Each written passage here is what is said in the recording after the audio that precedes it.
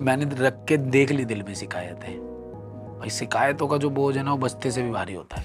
पढ़ाई में तो मतलब कोई आपकी नज़र में जो सबसे बेकार इंसान दिख रहा होगा आपको, उसी का भाई समझ लो मुझे। लेकिन 50-60 पे पहुंच जाएं, पास हो जाएं बस। सम्मानजनक स्थिति। पहले आप इंडियन यूट्यूबर हुए जिसने 20 मिलियन का मार्क क्रॉस किया।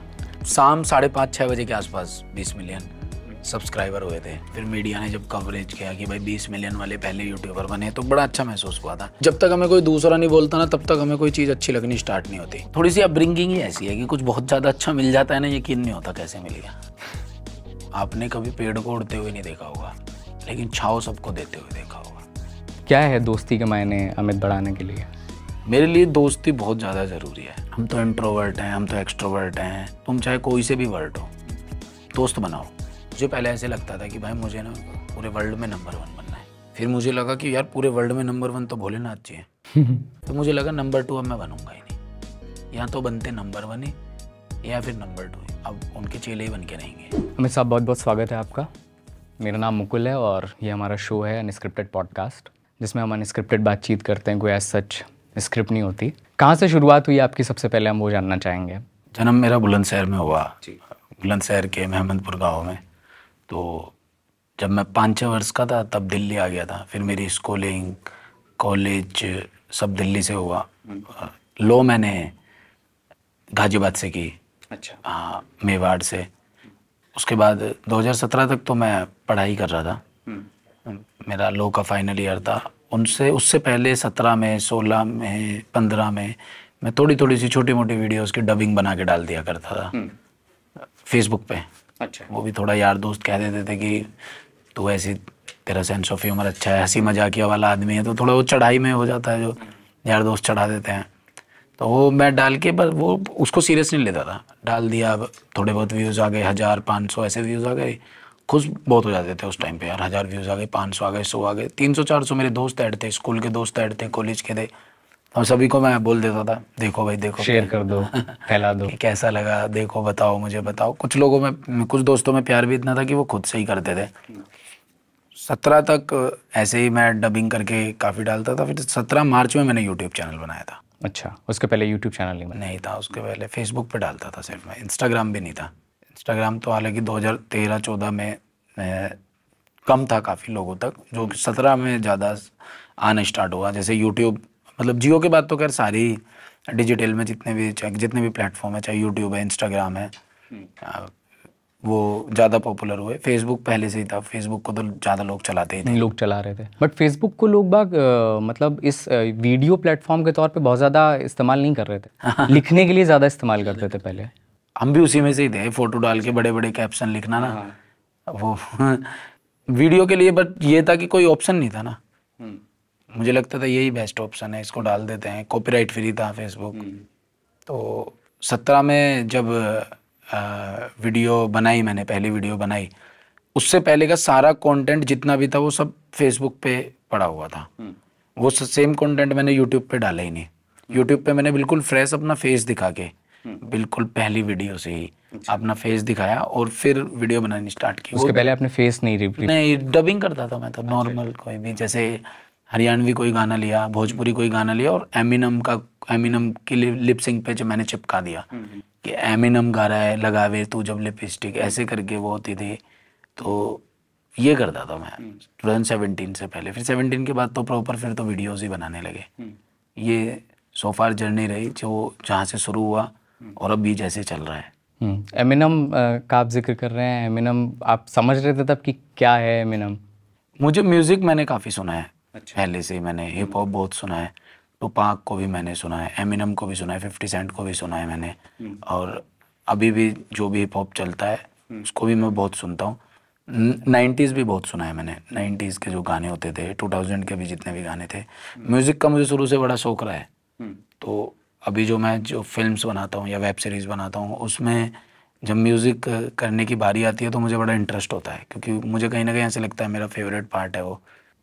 सारी जॉब अपनी अपनी जगह पर होती हैं, डिफ़िकल्ट ज़्यादा होती हैं सारी जॉब, लेकिन मुझे म्यूज़िक ऐसे लगता है कि इसमें अब मज़ा आएगा, बैठेंगे कुछ नया क्रैक होगा। क्योंकि वो आपको सिर्फ आप लिख लेते हैं, डायरेक्शन कर लेते हैं, एक्टिंग कर लेते हैं, ये सब आपके दिमाग की उपज है, आपके दिमाग से चल रहा है।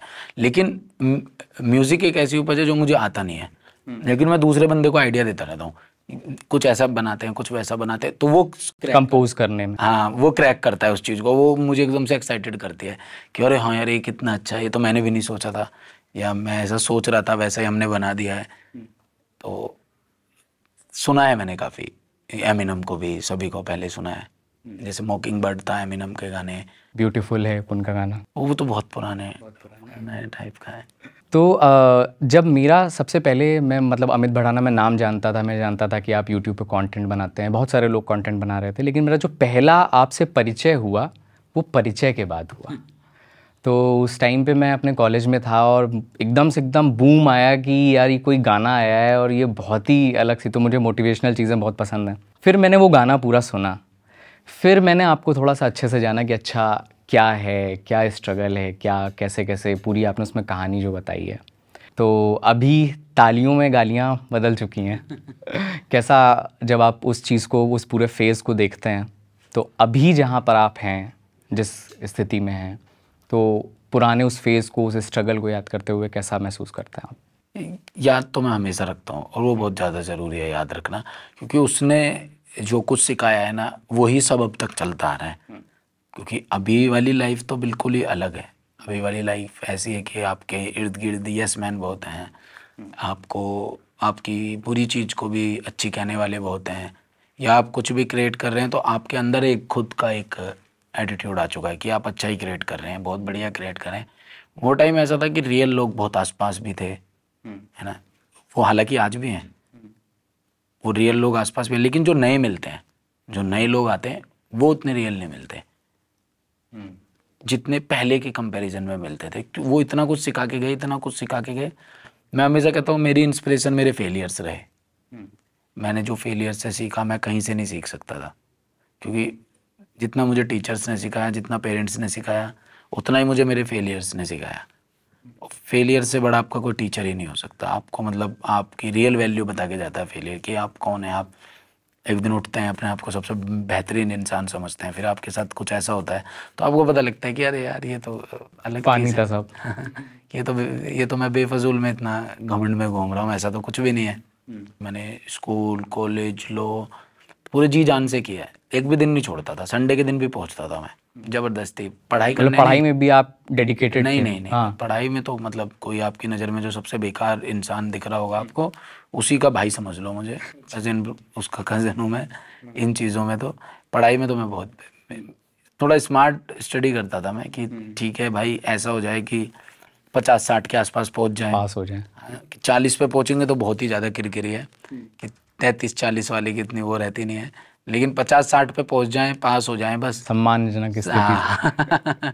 कि बस लोग ये कहते हैं कि ठीक है भाई तेरी भी यहाँ चल, ठीक है तो पढ़ाई वढ़ाई भी तो करता है, ठीक है। बस इतनी पढ़ाई की है, इससे ज़्यादा तो मैंने कुछ भी पढ़ाई नहीं की। होगा ना तू कहाँ तक पढ़ा है, मैंने कहा भाई दोपहर तक ही पढ़े हैं, वो वाली बात है। यार दोस्तों का काफ़ी जिक्र आता है जब आप बात करते हैं, तो क्या है दोस्ती के मायने अमित भड़ाना के लिए? मेरे लिए दोस्ती बहुत ज़्यादा ज़रूरी है। दोस्ती ना एक एहसास है, शायद एक इसका कारण देखो, हम जिस जगह से आते हैं ना, middle class family, lower middle class family, वहाँ पे बहुत जल्दी जिम्मेदारियाँ दे दी जाती हैं। जब जिम्मेदारी का बंदे को आभास हो जाता है पहले से पहले ही कम उम्र में, बहन हमेशा, उस बहन के साथ उसकी बॉन्डिंग थोड़ी सी बिगड़ी हुई रहती है हमेशा, क्योंकि बहन बड़ी शिकायत लगाती है। छोटे भाई से वो शर्म में रहता है कि छोटा भाई है, इसके सामने ज़्यादा है नहीं।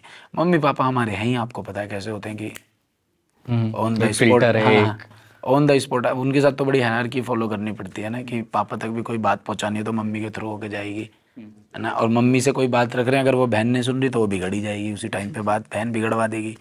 तो दोस्ती, फिर आपके पास एक ऐसा ऑप्शन बचता है जिससे आप बातें करते हैं कि यार ऐसे हुआ, वैसे हुआ, मैं ये करना चाहता हूँ, मेरे घर वाले मेरे साथ ऐसे करते हैं, वैसे करते हैं, बता यार मैं साइकिल मांग रहा हूँ, तेरे पे तो बाइक है। फिर वो समझाता है आपको कि भाई मुझे बाइक दे रखी है क्योंकि मेरे पापा की सरकारी नौकरी है, तो अच्छी खासी जमा पूंजी कर रहा है, कि अब तेरे साथ तो थोड़ी प्रॉब्लम है ना, तू नहीं ले सकता, तो तू भी समझ। तो मुझे दोस्त भी ऐसे ही मिले, हमेशा समझाने वाले। ऐसे दोस्त नहीं मिले जो हवाबाजी कराएं, गलत संगत में डाल रहे हैं, अरे चल ऐसे ऐसे करके, नहीं नहीं नहीं, वो भी यही समझाते थे कि यार ऐसे करके। दोस्त आज की जनरेशन के लिए मेरा बस एक ये है कि दोस्त जरूर बनाओ, दोस्त आसपास होने चाहिए, क्योंकि दोस्ती एक बहुत अलग एहसास है। दोस्ती वो एहसास है कि जिस दिन आपको महसूस हो जाती है फिर उससे अच्छा कुछ आपको लगता नहीं है। ऐसा नहीं है कि लोग कहते हैं कि हम तो इंट्रोवर्ट हैं, हम तो एक्सट्रोवर्ट हैं। तुम चाहे कोई से भी वर्ट हो, दोस्त बनाओ, एक दो बनाओ पर बनाओ, और अगर हो सके तो लंबे बनाओ। फिर एक उम्र खुद भी ऐसी आती है जब दोस्त बनाने का मन ही नहीं करता, लेकिन वो तुम्हारी 18, 19, 16 साल की उम्र में नहीं आनी चाहिए। और खुद 28, 30 के में ऐसे लगता है कि ठीक है भाई कि यार दोस्ती के चक्कर में क्या यार, एक गिनती के 5, 7, 10 हैं, सब जानते हैं, मेरा अतीत जानते हैं, मेरा प्रेजेंट, सब कुछ इन्हें पता है, हर एक चीज़। तो इन्हीं के साथ चलेंगे, जैसी गाड़ी चलेगी ये जानते हैं, पहचानते हैं। अब नए लोगों के साथ मिलेंगे, नई कहानी, वो 30 साल के बाद तो मुझे जानना शुरू कर रहे हैं। असली जीवन मैंने 30 साल से पहले जिया है। आपके आसपास ऐसे लोग हैं, जैसे बहुत सारे लोग आपको उठाने की बात करते होंगे, बोलते होंगे, हवा में चढ़ाने की बात की, बहुत अच्छा काम कर रहे हैं आप। लगभग जितने भी लोग से आपने मुलाकात करते होंगे सब यही बोलते होंगे कि आप बहुत अच्छा काम कर रहे हैं। ऐसे कौन लोग हैं जो आपको ज़मीन पे टिका करके रखते हैं, जो बताते हैं कि अरे नहीं भाई? ऐसा तो मैं खुद ही हूँ यार। हाँ, सच बताऊँ तो थोड़ी सी अपब्रिंगिंग ही ऐसी है कि कुछ बहुत ज़्यादा अच्छा मिल जाता है ना, यकीन नहीं होता कैसे मिल गया। तो खुद ही ऐसे सोच लेते हैं ठीक है यार, कुछ टाइम बाद ये चला जाएगा, तो इसका कोई लालच करते नहीं है, इसके बारे में ज़्यादा नहीं सोचते हैं। मैं अक्सर कहता हूँ कि आपने कभी पेड़ को उड़ते हुए नहीं देखा होगा, लेकिन छाँव सबको देते हुए देखा होगा। तो पेड़ की तरह बनो कि ठीक है यार, ज़मीन से ही जुड़े रहने में, क्योंकि बहुत ज़्यादा एकदम अति भी ना किसी चीज़ की बड़ी दुखदाई हो जाती है। लोगों के एंगल से मत सोचो कि लोगों के लिए, आपके ही लिए। आपने अपना एक चरित्र बनाया 26, 25, 24 साल की उम्र तक, आपको फिर फेम मिला, स्टारडम मिला, 4 लोगों ने आपको जानना शुरू किया। अब आप वही नहीं रहे जो आप 24, 25 साल तक थे। तो ये तो कहीं आप अपने साथ ही बहुत ज़्यादा गलत कर गए ना, क्योंकि आपको पहचान ही उस चीज़ से मिली है, आपको पहचान ही उस चीज़ से मिली है। फिर वो ही आप भूल कर फिर आप बदल गए। फिर आपकी शिकायत रहती है कि अब लोग मुझसे रिलेट नहीं कर पाते, लोग मुझे अब उतना प्यार नहीं करते, या लोग मुझे नहीं जानते, मैं क्योंकि अब इंटेलेक्चुअल हो गया हूँ, या नहीं नहीं नहीं, आप थोड़े से आपके रंग बदल गए हैं। तो जो लोग आदमी आपको पहले देख के कहते थे ना यार ये हमारे गांव का है, हमारे जैसी बातें करता है, कहीं मिलता है तो गले मिलता है, फ़ोटो क्लिक कराता है, मिलता है, बैठता है, वो आपसे बंद हो गया, क्योंकि आपको लोगों ने हायरार्की में फंसा दिया, लोगों ने आपको प्रोफेशनलिज्म में फंसा दिया कि देखो ज़्यादा लोगों से नहीं मिलते हैं, एक्सक्लूसिविटी रखते हैं, ये करते हैं, वो करते हैं, मंडे को एक फ़ोटो अपलोड करते हैं, वेडनेसडे को एक स्टोरी डाला करो। जब ऐसे लोग आपके आसपास आ जाएंगे ना तो खेल तो ख़राब होना है, वो रॉनेस ख़त्म हो जाएगी। रोनेस खत्म हो जाती है आपके आसपास। हम मेरे आसपास जैसे अविनाश भाई हैं, पंकज हैं, तो ये हमेशा मुझे वो बात बता के रखते हैं जिस बात से मैं बहुत अच्छी तरीके से परिचित हूँ। वो समझा देते हैं, कोई भी कंटेंट जब ऐसे बन रहा होता है कि भाई आपको पता है ना कि 1 महीना लगने वाला है, ये प्लस पॉइंट रहेगा, ये माइनस पॉइंट रहेगा, इतना बजट भी ओवर हो सकता है, पैसे जेब से भी लगाने पड़ सकते हैं, देख लेना, जैसा तुम्हें ठीक लगे फिर वैसा कर लो। ऐसे लोगों की मुझे बहुत ज़्यादा ज़रूरत है, जो ये नहीं कि डर की वजह से कि भाई हम कुछ भी नहीं बोलेंगे, कल को यार हमें ही निकालना दे या हमारे साथ काम ना करना बंद कर दे। नहीं, वो आपको बता के चले गए कि यार ऐसे, तो अब ना चाहते हुए भी ना आपके दिमाग में भी बात चल रही है कहीं ना कहीं कि यार प्रोजेक्ट पे बहुत ज़्यादा मेहनत होने वाली है, लगने वाली है चीज़ें। तो आसपास का माहौल आपका बहुत कुछ, संगत तो बहुत कुछ आपकी डिसाइड करती है। नशे में जितने भी लड़के कम उम्र में लग जाते हैं, संगत का ही है। आप अगर 80 to 90% केसेस उठाएंगे तो नशे का सबसे बड़ा कारण यही है कि जो पहली बार में सामने वाले दोस्त ने ऑफर किया। बिल्कुल। और हमारे यार दोस्त तो हमेशा से ऐसे रहे कि अगर कभी कोई चीज़ ऑफर भी हुई तो मतलब अगर रिजेक्ट कर दिया तो फिर रिजेक्ट हो गया, साइड हो गए। ये नहीं कि उसके प्लस पॉइंट बताने लगे, भाई इसका ये प्लस पॉइंट होता है, ये प्लस पॉइंट होता है। जैसे काफ़ी लोग जो लाइफ में मिलते हैं कहते हैं कि भाई ये वाला नशे करने के बाद आप क्रिएटिवली बहुत ज़्यादा सोचने लगते हो, आप काम डाउन हो जाते हो। मैंने कहा यार हम तो वैसे ही इतना ज़्यादा सोच रहे हैं, तुम ये और पिला दोगे पता नहीं मैं देश का राष्ट्रपति ना बन जाऊँ। फिर मैंने कहा जितना सोच रहे हैं ना, मैंने कहा उतना ही काफ़ी है। काफ़ी है, क्योंकि आप देखो समय ऐसे ही तो बदलता है। आपसे किसी ने कहा कि और दारू पिएगा, आपने कहा यार मैं दारू नहीं पीता, तो वो कहता है हैं क्यों? कहना उसको ये चाहिए यार क्या बात है यार, ये थोड़ा सा कूल बनने के चक्कर में लोग वाइब मैच करानी हाँ है। वाइब मैच, ये चीज़ें वो चीज़ें, मतलब ठीक है हम भी ऐसे लोगों में बहुत उठते बैठते हैं जो इस तरह की चीज़ें का सेवन करते हैं या चीज़ें करते हैं, हमारे हालांकि हमारे सामने नहीं करते पर सुनने में आता रहता है कि भाई वो इस तरह की चीज़ें करते हैं, ये करते हैं। लेकिन अपने आप को दूर रखो जितना ज़्यादा हो सके ना, मतलब ऐसी भी क्या लिखाई या ऐसी भी क्या क्रिएटिविटी जो किसी चीज़ को करने से आ रही हो, आपकी डिपेंडेंसी हो गई अगर, डिपेंडेंसी हो गई। मतलब वो अगर नहीं मिलेगी तो आपकी क्रिएटिविटी खत्म है। मुझे ये समझ आए कोई कहे भाई आलू गोभी और रोटी से आती है क्रिएटिविटी, तो मुझे समझ भी आए कि हाँ भाई ठीक है एनर्जी आ रही होगी कहीं से। अब एक चीज़ से वो कैसी एनर्जी आ रही है जो आप ही को फील हो रही है, मुझे फील नहीं करनी, मतलब मुझे उस पर डिपेंड नहीं रहना। अमित साहब, एक तरफ तो हम देखते हैं कि काफ़ी आपका एक संजीदा कैरेक्टर हमें देखने को मिलता है। जब हम परिचय सुनते हैं तो उसमें भी एक इमोशनल एस्पेक्ट आपका सामने आता है, कई दफ़ा बातचीत में भी वो सामने आता है। फिर ह्यूमर को कैसे आपने अपना मतलब सबसे बड़ा हथियार बनाया, और वो आपने कैसे चुना? क्योंकि ये तो काफ़ी फिर मुश्किल हो गया होगा ना, कि एक तरफ आप इतना अच्छा लिख रहे हैं, आप इतना इमोशनली खुद को इंडल्ज करते हुए चीज़ें लिख ले रहे हैं, दूसरी तरफ फिर आप ह्यूमर कर रहे हैं और दुनिया जान रही है कि अमित भड़ाना को जो जान रही है वो ह्यूमर हंसाने वाला अमित। तो ये कैसे चुना आपने, और फिर उस बैलेंस को कैसे आप मेंटेन रखते हैं? मैं अक्सर कहता हूँ कि इंसान ना डबल फेस है,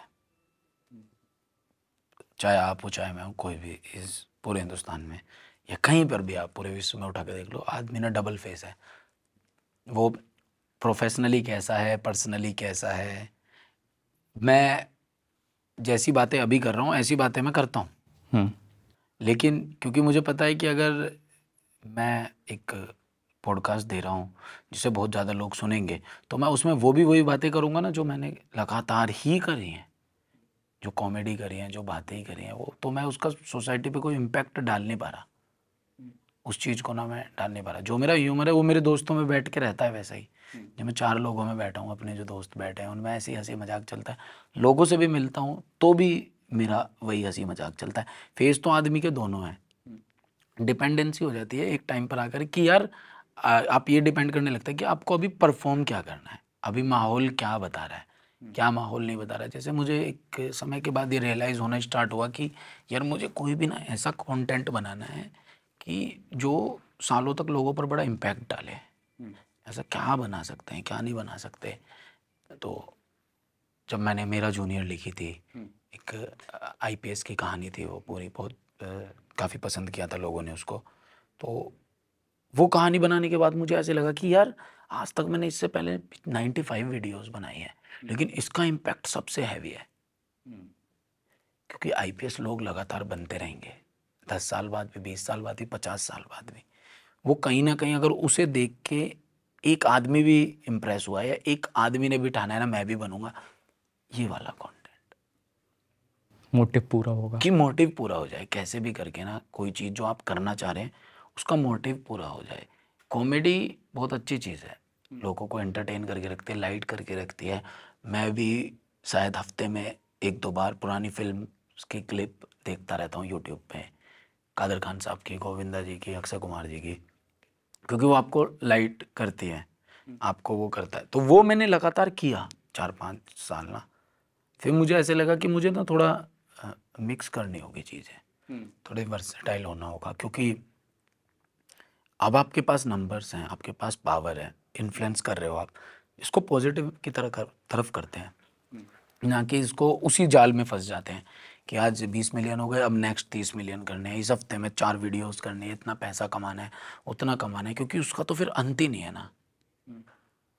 मुझे पहले ऐसे लगता था कि भाई मुझे ना पूरे वर्ल्ड में नंबर 1 बनना है, फिर मुझे लगा कि यार पूरे वर्ल्ड में नंबर 1 तो भोलेनाथ जी है, फिर मुझे लगा नंबर 2 अब मैं बनूंगा ही नहीं, या तो बनते नंबर 1 ही या फिर नंबर 2 ही, अब उनके चेले ही बन के रहेंगे, जो उनसा नंबर दे देंगे। जो आपका कहना था कि कॉमेडी और उसका, वो हमेशा से अपना प्लस पॉइंट रहा है, वो मैंने किया है और वो कभी भी करने के लिए मैं रेडी भी हूँ। पर कॉमेडी की मैंने एक बात देखी कि कॉमेडी करने के लिए माहौल बहुत ज़रूरी है। सीरियस बातों के लिए कोई माहौल नहीं चाहिए। आप कहीं पे भी शुरू हो सकते हो, आप अपने दुख तो कभी भी बता सकते हो ना। 4 लोगों की पार्टी हो रही है, पीछे आपका दोस्त आपको बुलाना है, आप रोने लगे, भाई मेरे साथ ही हो गया, दोस्त वहीं बैठ जाता है सब कुछ छोड़ के, भाई क्या हो रहा है। पूरे कॉमेडी के लिए पूरा एक माहौल सेट होना चाहिए कि आप कुछ बात कह रहे हैं तो 3 आदमी हंस रहे हैं, 2 आदमी हंस रहे हैं तो आपको मजा भी नहीं आ रहा होता कि यार ये कैसे नहीं हंस रहा है, ये इसका क्या कारण है। तो यही है उसका जवाब। How you take criticism? Criticism और हेट में एक बड़ा बारीक सा फर्क है। क्रिटिसिज्म ये है कि आपने ये हासिल किया तो आपने मुझे उस पर शुभकामनाएं दी, फिर मैंने कुछ ऐसा बनाया जिसमें आपने कहा यार आप तो इससे अच्छा बना सकते हैं, ये क्रिटिसिज्म है। लेकिन आपने मुझे कहा कि आप इससे अच्छा बना सकते हैं, लेकिन मैंने कुछ हासिल किया तो आपने मुझे शुभकामनाएं भी नहीं दी, तो वो हिट है। क्योंकि जब आप अगर मुझे मेरा बुरा काम गिनवा रहे हो तो मेरे अच्छे काम में भी मुझे वो करो, आप अप्रिशिएट करो कि आपका ये अच्छा काम है। क्रिटिसिज्म को मैं हमेशा इसी चीज़ से तोल के चलता हूँ कि अगर मुझे लगता है कि ये सच में ही क्रिटिसिज्म है, ये लग ही रहा है वो कि हाँ यार ये क्रिटिसिज्म है, ये बोला है किसी बंदे ने, कोई जैसे किसी ने मुझे, अभी मैंने इस एसएससी वेब सीरीज़ के लिए 22 किलो वजन कम किया था। अच्छा। तो मेरा 92 था, मैं 70 पे पहुंचा था। तो मुझे किसी ने कहा यार आप थोड़ा बॉडी के साथ खिलवाड़ कर रहे हो, अब मत घटाना, आपकी 5'11.5" हाइट है ना, और इस हिसाब से 70 किलो नहीं, आपका 74-75 kg वेट होना चाहिए, और अभी आप कह रहे हो मैं मेरा कैरेक्टर में 2 kg और कम जाएगा। तो ये इसको मैं एडवाइस नहीं मानता, मैं इसको एकदम स्ट्रिक्टली क्रिटिसिज्म मानता हूँ, जो कि बहुत पॉजिटिव है। बट ये तो मतलब सीरियसली ये आपने 22 किलो वज़न घटाया हाँ जी। किसी के रोल के लिए? स्टूडेंट दिखना था भाई मुझे ना। हाँ, वो मैंने आपकी फ़ोटो भी देखी है, वो आपने पोस्ट भी किया है गेस ना? उसका स्टूडेंट दिखना था। पहले वो टीचर प्ले होना था।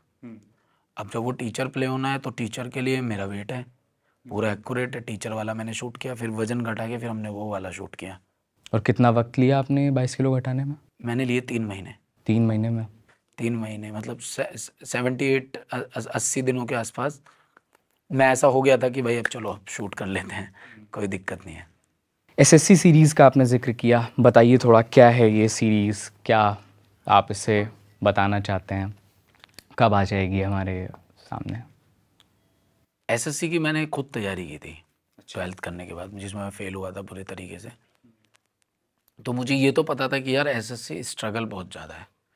मैंने सबसे पहले मेरे दिमाग में एक थॉट जो एसएससी को लेकर हमेशा चलती थी या किसी भी चीज़ को लेकर हमेशा चलती है, वो जैसा मैंने पहले भी कहा, फेलियर्स।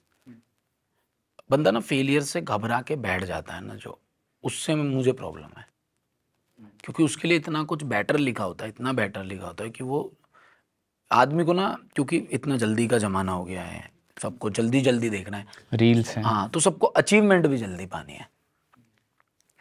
अब आपके लिए जो लिखा हुआ है उसके लिए तो आपसे ईश्वर बहुत ज़्यादा हार्ड वर्क करा रहे हैं, हसल करा रहे हैं, है ना। अब आप हसल ही नहीं करना चाहते हो, आप अपने दुख में बैठना चाहते हो कि 1 साल पापा ने कोचिंग के पैसे नहीं दिए तो मैंने कोचिंग नहीं ली, ऋतु मुझे छोड़ के चली गई तो मैं परेशान हो गया था, मेरी तैयारी नहीं हो पाई, मेरा दोस्त था वो उसने मेरी गर्लफ्रेंड से बात कर ली, हमारी लड़ाई करा दी तो मैं फिर पढ़ाई नहीं करा। इतने सारे वो बहाने ढूंढ लेता है। मुझे लगता है वो सारे टेस्ट ही तो चल रहे हैं, उनको पास करता रहे, 1 बार रह गया, 2 बार रह गया, 3 बार रह गया, पर अगर तू चौथी बार में भी रहता और तू कभी कर ही नहीं पाता है तो भी तू इतना ज़्यादा सीख चुका है, इतना ज़्यादा सीख चुका है, तो अब कोई भी सरकारी नौकरी क्रैक कर लेगा, क्या पता उससे बेटर कुछ तेरे लिए लिखा हो। ये मैं इसलिए कहता हूँ क्योंकि मैंने तो ग्रेजुएशन की थी सत्यवती कॉलेज से, उसके बाद मैंने जब फिर लॉ की, एक मिडिल क्लास फैमिली का लड़का, 22-23 साल उम्र हो चुकी है, कमाएगा धमाएगा, फिर वो यूट्यूब पे वीडियो बनाने लगा। तो ये लिखा था कि बिल्कुल अलग जर्नी है, 10 कहाँ से साल क्या करना। सब कुछ अलग है, डिफरेंट है। वो लिखा था कि तू 10 साल स्ट्रगल करेगा, जो इसमें तू सीखेगा वो तू कंटेंट में दिखाएगा। दैट्स वाई मेरे कंटेंट में कॉलेज, स्कूल, फैमिली सब इन्वॉल्व होता है, क्योंकि इसके सराउंड में बहुत ज़्यादा रहा हूँ। तो एसएससी को लेकर मेरी ये थॉट थी कि यार फेलियर्स के लिए बनाते हैं, कि फेलियर्स आपके सबसे बेस्ट टीचर्स हैं, इनको अपने टीचर मान के चलो, इनसे खुंदक मत रखो। तो पहले तो मेरे दिमाग में यही थॉट था कि इसको बनाऊंगा। तो पहले जब मैं तैयारी करता था वैसे तैयारी होती है, डिफरेंट तैयारी होती है। तो उसके लिए काफ़ी रिसर्च की, मुखर्जी नगर जाते थे, लोगों से मिलते थे, पूछते थे अभी कैसा होता है कैसा नहीं होता। ये प्रोसेस है, ये पूरा प्रोसेस है। तब तक लिखना भी नहीं शुरू हुआ था। मेरे दिमाग में बीट्स थी बस कि एक लड़के की कहानी चलानी है कि, और दिमाग में एकदम से एक दिन क्लिक हुआ एसएससी है जैसे, मेरे दिमाग में अचानक से आया एसएससी शिव शंकर चौधरी। अच्छा। मैंने कहा इस कैरेक्टर का नाम शिव रखते हैं, इसके पिताजी का नाम शंकर रखते हैं और चौधरी इसकी गोत्र रखते हैं, इसको इस तरीके से। और वो बन भी एसएससी रहा है। मैंने कहा शायद अब लिखें या ना लिखें लेकिन फिल्म बन चुकी है, वेब सीरीज़ आपकी अब तैयार हो चुकी है। क्योंकि अगर ऐसी चीज़ ही स्टार्टिंग में मिल रही है ना तो कमाल हो रहा है। फिर काफ़ी टाइम तक रिसर्च हुई, एक दो महीने लगे कम से कम रिसर्च होने में। आफ्टर जैसे 2 महीने हुए फिर लिखना स्टार्ट किया।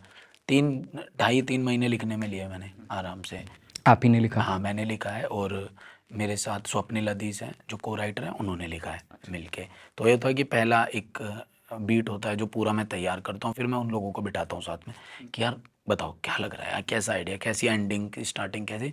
फिर हम उसको नरीस कर लेते हैं कि क्या रखना है, क्या हटाना है, क्या निकालना है, क्या नहीं करना। तो इसमें लगे, फिर शूट में लगे 1 महीना से ऊपर लगा, फिर पोस्ट में लगे 1 साल चला गया। अच्छा।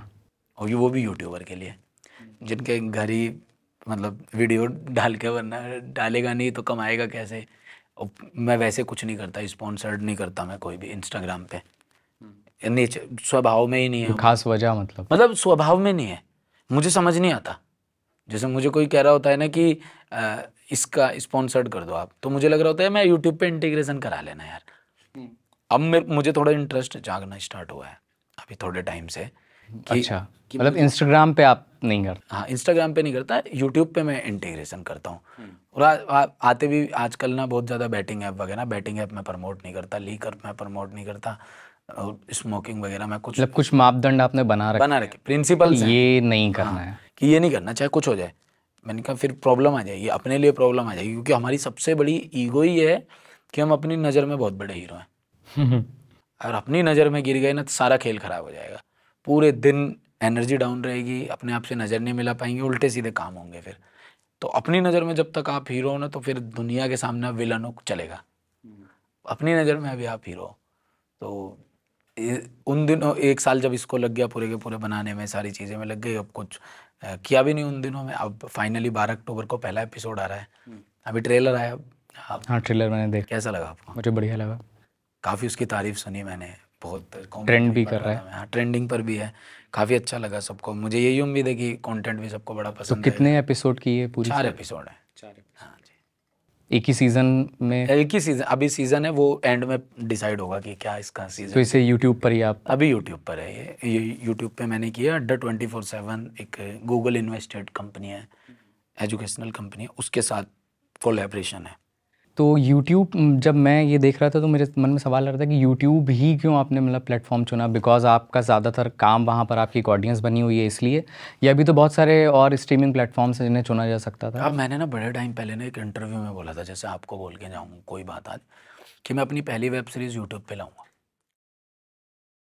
तो इसको ऑलरेडी कोई OTT, क्योंकि ये कंटेंट ऐसा है, इसको कोई भी OTT ले लेगा। एजुकेशनल कंटेंट आज के टाइम में डिमांड है, काफ़ी उसकी डिमांड करते हैं, क्योंकि लोग कहीं ना कहीं हारे हुए हैं, मोटिवेशन चाहिए उनको, कुछ ना कुछ चीज़ें चाहिए, और समझते हैं ये लोग OTT वाले ना ये बात कि इस तरह का कंटेंट चाहिए। तो मैं ऑलरेडी किसी OTT से बात चल रही थी, बट फिर मैं डे 1 से एग्री नहीं था। मैंने कहा नहीं यार यूट्यूब पर ही डालनी है, यूट्यूब पर ही डालनी है, लेकिन कोई इसके लिए ब्रांड मिले कुछ तो आगे हम करेंगे।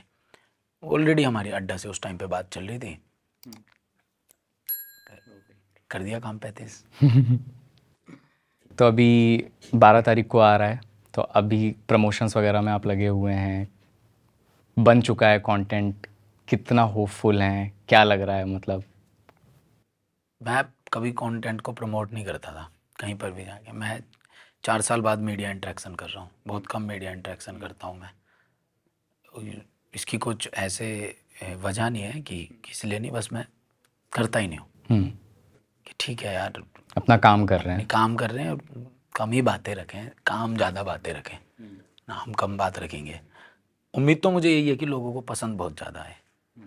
मतलब अगर मैं चाहता हूँ कि मोटिवेट हो जाएं लोग, वो समझ जाएं कि लाइफ में सब कुछ चलेगा, उतार चढ़ाव सब आएंगे, लड़ लो भिड़ लो, एंड में आके। इसमें एक डायलॉग था ट्रेलर में, अगर आपने देखा हो, कि असफलता के 100 दुश्मन होते हैं और सफलता के 100 रिश्तेदार। तो वही वाली कहावत है इस पूरे के पूरे सीरीज़ पर, वही है कि ये चीज़ समझ लो तुम। अगर तुम घर पे असफल बैठे हो तो आपको बड़ी समस्या आने वाली है सामने, बहुत ज़्यादा। आपको सफल होना पड़ेगा, नहीं तो फिर दुनिया जीने नहीं देगी। और ये बात सच है, असफलता अनाथ होती है, सीरियसली। और सफलता के जो दूसरे भी पापा होते हैं ना, वो भी कहते हैं ये सफलता तो हमारी बेटी है, बेटा है, हमको तो पता ही था कि ये कर ये लेगा। कर देगा, यही है वही है वही, तो यही एक चीज़ है। और असफलता बेचारी अनाथ घूम रही है, कोई नहीं है उसका। जब शुरुआत में आप कंटेंट बना रहे थे तो उस टाइम पर तो ये मतलब इंडिया में इस टाइम बहुत सारे लोगों ने यूट्यूब तो सबने ही लगभग ट्राई करा ही है, बहुत सारे लोगों ने कोशिश की, छोड़ दिया। किस मोमेंट पे आपको ये रियलाइज़ हो गया कि यार ये एक ऐसी चीज़ है जो मेरे फुल टाइम अब मैं इसी में पूरी तरीके से लग जाऊंगा? ऐसा मैंने सोचा नहीं कि फुल टाइम इसी को ही। स्टार्टिंग में मैंने बनाना शुरू किया था तो मैं सोचता था कि मुझे ना स्टार्टिंग से किसी के अंडर में काम करने की आदत नहीं थी। अच्छा। मुझे थोड़ा सा ऐसे लगता था, नहीं यार, नहीं, मतलब किसी और के विज़न में, और मेरा विज़न कुछ और है और किसी और का विज़न कुछ और है, वो अपना विज़न मुझसे सेट कराना चाहता है, और जो मेरा विज़न है, मेरा विज़न तो वो सुनेगा ही नहीं, क्योंकि मैं तो उसका इंटर्न हूँ। मुझे हमेशा से ऐसे लगता था, तो फिर मैं ऐसे करूँगा, हफ्ते में 3 दिन कोर्ट जाया करूँगा और 3 दिन वीडियो बनाया करूँगा। अच्छा। और मैंने पहली वीडियो ही बनाई, और भोले बाबा की ऐसी कृपा रही कि चल गई वो, 1-2 और चल गई। फिर जब शायद 1 मिलियन के आसपास सब्सक्राइबर हो गए थे ना 2-3-4 महीने में, तो मुझे लगा कि अब यही करते हैं यार। पैसा भी आने लगा था। मैंने कहा ठीक है यार, अगर मैं एक इंटर्न लगूंगा किसी एडवोकेट के अंडर में तो पैसे तो आएंगे ही नहीं, 1 साल तक तो नहीं आने वाले। 2 से 3 हज़ार रुपये आते हैं आने जाने के लिए, जिसमें मुझे ये बोला जाता कि ये आना है, ये जाना है। और उन लोग को पता था कि जिनके साथ आप काम कर रहे थे कि आप? मैं काम किसी के साथ नहीं कर रहा था। अच्छा। मेरे फाइनल ईयर ही था। Okay okay. 17 मेरा फाइनल ईयर था। मार्च में मैंने वीडियो बनाई थी, मई में मैं पेपर देकर आया हूँ। अच्छा। मई में मैं पेपर दे गया हूँ, मुझे बहुत अच्छे से याद है। तो पेपर एग्ज़ाम देने के बाद फिर रिज़ल्ट आया, फिर पास हुए, तो घर वाले कहते थे कि अब कब जाएगा कोर्ट, कब जाएगा। मैंने कहा बात चल रही है किसी से, नेक्स्ट वीक जाऊँगा। तब तक मैं वीडियो शूट कर रहा होता था, पता नहीं था लेकिन घर वालों को कि वीडियो शूट चल रही है। आ चुकी थी जब तक 2-4 वीडियो, लेकिन घर वालों तक नहीं आ रही थी। जो जियो ने एकदम से आके, जब जन जन के हाथ में फ़ोन आ गया, जन जन के हाथ में वो आ गया, फिर तो कोई बात छुपी नहीं ना, तब तो कोई बात छुपी नहीं। तो शुरू में लेकिन 4-5-6 वीडियो तक पता नहीं लग रहा था इतना, व्यूज़ भी इतने आते थे 50,000, जो बहुत बड़े थे उस टाइम पे, 50,000 60,000 ऐसे आते थे। मतलब जैसे हम लोग जब कुछ शुरू करते हैं तो सबसे पहले हम अपने घर में बताते हैं कि हम ये कर रहे हैं, या अगर छोटे से, मुझे याद है मैंने जब शुरुआत में अपनी कविताएं लिखनी शुरू की तो सबसे पहले कुछ भी लिखा हो अपनी मम्मी को सुना दिया, लेकिन फादर को नहीं सुनाता था क्योंकि फादर वो चीज़ नहीं प्रमोट करते थे, उनको नहीं पसंद था। तो क्या ऐसा कुछ कारण था जिस वजह से आप नहीं बता रहे थे, या फिर बस डर था यार, एक डर था बस कि क्या, मतलब मजाक उड़ाएंगे, कहेंगे क्या है भाई ये, कहाँ से सीख रहा है कहाँ, ये कौन सी नई चीज़ वो कर ली, और डिमोटिवेशन मिल जाती है मुझे बेफजूल में ना। मुझे पता था कि नहीं मिलने वाली सपोर्ट यार इस चीज़ में तो बिल्कुल भी, तो इसलिए मैं वो नहीं करता था। और मुझे पता था नहीं करते वो, आज भी नहीं करते। अगर आज भी मैं बना रहा होता ना तो आज भी नहीं करते वो, 6 साल बाद भी, जब इंटरनेट इतना बूम कर गया है, सब उसको देखते हैं, तब अब भी नहीं करते। लेकिन आदमी को थोड़ा जिद्दी होना चाहिए स्वभाव से कि चल यार। मेहनत ने जवाब दिया? क्या लगता है आपको कि क्यों जैसे मेन स्ट्रीम चीज़ों को ही क्यों सोसाइटी और हमारी फैमिली सपोर्ट करती हैं? मतलब अगर आप ये बोलते कि आप लॉ प्रैक्टिस करने जा रहे हैं, भले आपको कोई बड़ा वकील 20,000 में 15,000 में रख लेता है तो वो खुश हो जाते हैं कि हाँ चलो ठीक है, वो प्रैक्टिस कर रहा है, जाता है वहाँ पे कोर्ट जाता है, उसको फैमिली और सोसाइटी सपोर्ट करती है। लेकिन अगर आप किसी से बताएं कि आप कुछ ह्यूमर कंटेंट बनाना चाह रहे हैं, आप स्टैंड अप ट्राई करना चाह रहे हैं, या आप पोइट्री करना चाह रहे हैं, क्यों नहीं सपोर्ट करते हैं? मतलब क्या रीजंस लगते हैं आपको? 2 कारण हैं बहुत बड़े बड़े जो मुझे लगते हैं। एक तो सेफ चीज़ें हैं, नो डाउट, आदमी 1 साल स्ट्रगल करेगा, 2 साल करेगा, 3 साल करेगा, 4 साल में एक ऐसा वकील तो बन जाएगा कि घर को चला लेगा। दूसरा कारण है जो उनको ट्रीटमेंट मिला है पीछे से, उनको भी ऐसा ही बताया गया है शुरू से। आपको क्या लगता है कि गांव में अगर कोई ये कह रहा है भाई मैं तो बम्बई जाऊंगा एक्टिंग सीखने, अगर हमारे पिताजी और चाचा जी के समय में चले जाएं कि मैं जाऊंगा भाई एक्टिंग करने, तो क्या आपको क्या लगता है कितना मजाक उड़ता, उसको चिढ़ाते? अब धर्मेंद्र की 3rd कॉपी, अमिताभ बच्चन की 4th, हाँ हीरो बनेगा। तो इस तरीके से होता था, वो ये चीज़ें फेस करते हुए आए हैं। तो जब उनका बच्चा ऐसे करता है तो उनको लगता है ये भी गलत उस पर जा रहा है। अब जो आपके हमारी वाली जनरेशन आएगी, जो हमारे बच्चे आएंगे, हमने देख लिया सब कुछ, हम उसको फॉलो ही कहेंगे कि तू अपना पैशन फॉलो कर, जो तुझे करना है तो वो कर। पर एक बात आप ध्यान रखना, अगर हमें भी अपने बच्चे का 1% ऐसा लगेगा ना भाई ये IAS बन सकता है, ये अच्छा बैंकिंग में जा सकता है, हम कह देंगे लग जा बेटा, बिना सोचे लग जा। वही मैंने आपको कहा कि इंसान लालची होते हैं। तो ये एक थोड़ा सा फर्क है कि गलती उनकी नहीं है। अभी हम ना बहुत हैरान रहते हैं कि यार ये आजकल की जनरेशन को क्या हो गया, अपने पापा के सामने इतने अच्छे, अपने पापा के दोस्त बन गए हैं ये लोग। हमारे पापा तो हम में लात मारते थे। यही तो फर्क आ रहा है बस, हमें पच नहीं पाता क्योंकि जनरेशन टू जनरेशन लड़ाइयाँ इतनी रही हैं। चेंज हो रहा है। जब हम हिमेश रेशमिया जी के गाने सुना करते थे तो कोई हमें कुमार सानू जी और उदित नारायण जी के गाने सुना के कहता था इससे बेस्ट है क्या कुछ, इससे बेस्ट है। जब वो उनके चलते होंगे तो मोहम्मद रफ़ी साहब और किशोर कुमार जी के सुनाते होंगे साहब, ये सुनो ये सुनो। जनरेशन टू जनरेशन इतने पंगे रहे ना हमारे कि एक जनरेशन हमें ऐसे लगते हैं कि ये जनरेशन ऐसे, वो जनरेशन ऐसे, ये जनरेशन ऐसे, लेकिन हर एक जनरेशन के बीच में बस एक ही चीज़ कॉमन है, इमोशंस। आप कभी भी नोटिस करना, इमोशंस सभी के सेम है। सब जितने भी लोग हैं सबको अकेलापन महसूस होता है, सब कुछ ना कुछ जीवन में करना चाह रहे हैं, राह किसी को मिल रही नहीं है। जैसी भी राह मिल रही है सोशल मीडिया के थ्रू आसान है, क्योंकि पढ़ाई से आसान है सोशल मीडिया। लगातार करते रहना मतलब वो तो मुश्किल है, वो मुश्किल है ना, वो बहुत डिफिकल्ट है, वही तो असली गेम है। क्योंकि वो एक दिन में तो सफलता मिलने से रही। नहीं, कंसिस्टेंसी तो सबसे बड़ा गेम है। मतलब हमें 6 साल हो गए और पिछले 2 साल में मैंने 3-4 फिल्म्स भी बनाई हैं, चीज़ें भी बनाई हैं। तो मुझे लोग बहुत बोलते हैं कि कंसिस्टेंसी का रीज़न क्या है, रीज़न क्या है। मुझे ऐसा लगता है कि जो ग्रोथ है ना आपकी, वो आपके माइंड सेट पे बहुत डिपेंड होती है। ग्रोथ तो आपको कभी भी मिल जाएगी, किसी भी बात से मिल सकती है आपको। टैलेंट, कंट्रोवर्सी, कुछ भी ऐसा करके जो लोगों को एकदम से लगे ये क्या हो रहा है, कुछ भी, लेकिन टिक एंड में आर्ट ही पाती है। हाँ, आजकल बहुत सारे लोग हैं जो एक दिन में ग्रोथ पा रहे हैं, कुछ भी ऊट पटांग कर दीजिए आप। जो लोग वो वाली राह चुनते हैं ना कि जल्दी सब कुछ मिल जाए, वो मिलेगा, सब कुछ मिलेगा। आप ऑब्वियसली जब आप यार मेहनत कर रहे हैं तो आपको कुछ ना कुछ तो मिलेगा, लेकिन आखिर तक टिकने के लिए तो आपको डेली सीखना है। डेली आपको पता है कि क्या होना है क्या नहीं होना। जब मैंने 1 मिनट की वीडियोस बनानी स्टार्ट की थी तब फिल्म्स का बड़ा क्रेज़ था। मैंने तब 1 मिनट की वीडियो बनाई। जब वेब सीरीज़ बहुत चल रही थी लॉकडाउन में, बहुत ज़्यादा वेब सीरीज़ चल रही थी, जब मैंने 10-10, 12-12 मिनट के कंटेंट बनाए। अब जब लोग वापस थिएटर में जा रहे हैं, सब चीज़ें वो हो रही हैं, तब मैंने वेब सीरीज़ बनाई। आपको कहीं ना कहीं तो एक ऐसा स्टैंड लेना होगा कि देखिए यार आई एम डिफरेंट, मुझसे वो नहीं होगा जो सब कर रहे हैं। मुझे कहीं ना कहीं थोड़ा सा ऐसे रहना पड़ेगा कि ठीक है यार अभी इसमें दिक्कत है। अब मुझे सभी कहते हैं कि आप रील्स क्यों नहीं डालते हो, आप कभी अपनी वीडियो की कोई रील काट के डालते हो, उन पर व्यूज़ बहुत आते हैं, लोग उन्हें देखते बहुत हैं, तो आप अपनी क्यों नहीं बनाते हो। तो मैं यही सोचता हूँ कि यार ये तो मैंने 17, 18, 19 में इतने बनाए हैं, 1-1 मिनट के कंटेंट इतने बनाए हैं, ये तो मैं वापस से पीछे जा रहा हूँ।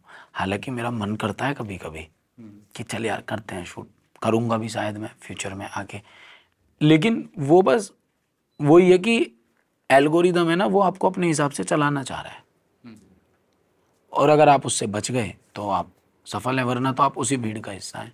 आप उसी भीड़ में खड़े हैं जहाँ आपको लग रहा है कि यार ये चीज़ अगर ऐसे हो जाएगी तो मैंने सुना है ऐसा हो जाता है, वैसा ही हो जाएगा। लेकिन कोई भी चीज़ आप ऐसी क्रिएट नहीं कर रहे जिसमें आप कह रहे हो कि यार मैं ऐसे करूँगा आगे मुझे पता नहीं क्या होगा। उसमें असली मज़ा है। आपको रिजल्ट तो पता है, आपने कहा कि भाई मैं रील बनाऊँगा और रील में मैं ये चीज़ दिखाऊंगा, बहुत चलती हैं ऐसी रील्स। लेकिन फिर एक तरफ आप कह रहे हो कि भाई मैं तो एक इमोशनल शायरी बना के डालूंगा। आज तक देखी तो है नहीं क्या होता है उनका रिस्पॉन्स, लेकिन चलो देखते हैं क्या होता है। इसका ज़्यादा मज़ा है, कुछ नया ट्राई करना। है ना, वो डेवलप करें आप उसको, समय लगेगा, हंसी मजाक भी उड़ता है, ऐसे भी लगता है कि तुम क्या कर रहे हो, बहुत हद तक तोड़ता भी, लेकिन मज़ा आता है।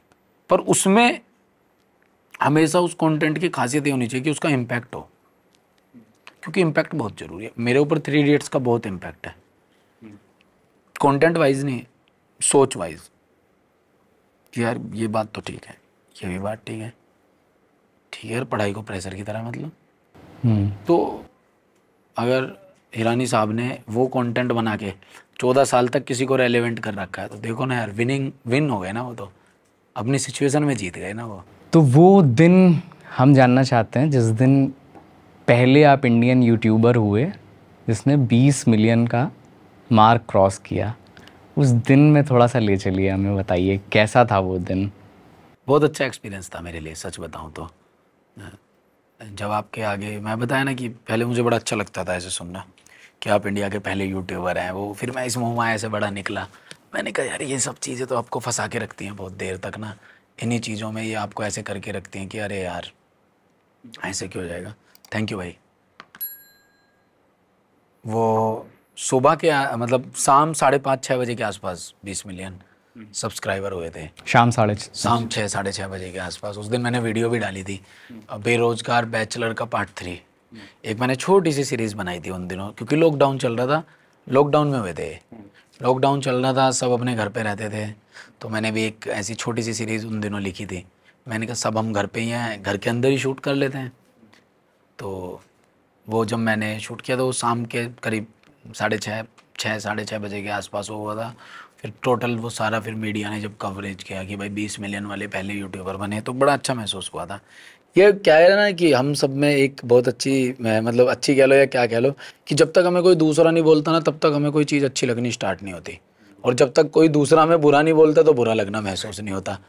तो हुए वो अच्छा था, लेकिन जब आसपास एकदम से हल्ला हुआ, लोगों ने कहना शुरू किया अरे भाई क्या बात है यार, आप तो भाई छा गए, ये हो गए, तब बड़ा अच्छा लगा। लेकिन वो ना भाई अपना 3 4 5 10 दिन की फीलिंग होती है, क्योंकि उससे आदमी ना निकल जाता है। वो ऐसे लगता है ठीक है यार हो गया, अब आगे क्या करना है, क्योंकि एक वो बेंचमार्क लेके तो आप अपनी पूरी लाइफ नहीं चला सकते। आप वो पूरा कि भाई अब मैं जगह जगह आके बस यही कहता फिर, अब मैंने आज से 4 साल पहले वो 20 मिलियन किए हैं, 3 साल पहले किए हैं, और मैं आज भी आपसे यही कहूँ कि भाई उसी के बारे में बस बात करते, तो आप कहेंगे कि कुछ यार ऐसा भी बात करते हैं ना जो बढ़िया एकदम फ्रेश भी लगे, लोगों को आज के टाइम में रेलेवेंट भी लगे, अच्छा भी लगे। तो लेकिन हाँ, उस टाइम की फीलिंग ये थी कि बड़ा अच्छा लगा था, महसूस बहुत अच्छा हुआ था कि चलो ठीक है यार, कुछ तो कर रहे हैं, कहीं गिनती है हमारी भी। अभी जिस तरीके से प्लेटफॉर्म्स चेंज हो रहे हैं, हम देख रहे हैं ट्विटर एक्स हो गया, कभी भी कुछ भी चेंज हो जा रहा है, बहुत ज़्यादा बदलाव देखने को सोशल मीडिया पे मिल रहा है। तो जो ऐसे करियर्स हैं जैसे जो यूट्यूब का करियर है, या जो बहुत सारे इन्फ्लुएंसर्स लोग हैं जो इंस्टाग्राम पे, आप अभी के टाइम पे यूट्यूब को लेकर के कभी ऐसी कोई सवाल नहीं आते मन में कि मतलब कभी भी प्लेटफॉर्म चेंज हो जा रहा है, किसी भी एल्गोरिदम पे चीज़ें काम करने लग रही हैं, ऐसी कोई चीज़ें आपको फील होती हैं कभी? आज से 4 साल पहले अगर आप ये सवाल पूछते तो बहुत डर लगता, अब इतना डर नहीं लगता इस बात से, क्योंकि अब ऐसे लगता है कि कुछ तो कर लेंगे, कि सिखा दिया समय ने। लिखना भी आ चुका है, एक प्रोडक्ट बनाना भी आ चुका है। अगर आप खुद ही लिख रहे हैं, खुद ही उसको डायरेक्ट कर रहे हैं, खुद ही फिर एडिट करके उसको पोस्ट कर रहे हैं, तो आपको ये समझ आ गया कि भाई आप तो खेल संभाल सकते हैं, सारे का सारा खेल संभाल सकते हैं। और फिर लोग उसको अप्रिशिएट भी कर रहे हैं, ऐसा भी नहीं कह रहे कि अबे भाई क्या कर रहा है, क्या बनाया जा रहा है, कुछ भी बनाया जा रहा है क्या, ऐसे थोड़ी ना होता है, कुछ भी बना रहा है। ये मेरा पॉइंट है कि आज से 4 साल पहले अगर आप मुझसे शायद ये सवाल कर लेते मैं घबरा जाता, मैं कहता यार क्या तो आप सही रहे हो भाई, पॉइंट की बात है आपकी। लेकिन अभी ऐसे लगता है चलो यार, अगर यहाँ से कुछ ऐसा होगा तो OTT है, OTT नहीं तो कुछ और है, तो कुछ और है, तो कुछ और है, कुछ ना कुछ तो कर ही लेंगे। सीख लिया है, सब कुछ सीख लिया, प्रोडक्शन भी सीख लिया है, प्री प्रोडक्शन भी सीख लिया है, पोस्ट प्रोडक्शन भी सीख लिया है, लिखना भी थोड़ा बहुत आता है, एक्ट भी कर ही लेते हैं। तो कहीं ना कहीं तो कुछ ऐसे तो है नहीं कि एकदम से कुछ रात को ऐसा तूफान आएगा कि 12-15 रास्ते बंद हो जाएंगे। एक ही तो रास्ता बंद होगा, 10-11 खुलेंगे भी, वही है। तो मैं देख रहा था कि आपने जो एसएससी है उसके लिए लिरिक्स भी गानों की आपने लिखी है, 2 शायद 4 गाने हैं उसमें से 2-3 की आपने लिखी लिरिक्स। मैंने 3 गानों के लिए किया। फिर आप स्क्रिप्टिंग भी कर रहे हैं जैसा आप बता रहे थे, आप डायरेक्शन भी कर रहे हैं, लेकिन आपने कहीं से ये किसी क्लासिकल जगह से सीखा नहीं है, मतलब ना तो आपने कहीं से राइटिंग का कोई कोर्स किया है, ना आपने फिल्मोग्राफी का कोई कोर्स किया है। क्या कभी कोई ऐसी इनसिक्योरिटी आती है आपके मन में? नहीं, मैं तो इसको पॉजिटिवली लेता हूँ। मैं तो हमेशा इसको ऐसे लेता हूँ कि कोई सीख कर वो चीज़ कर रहा है, मैं बिना सीख के सेम चीज़ कर रहा हूँ। मैं तो हमेशा इसको इसी तरीके से लेता हूँ।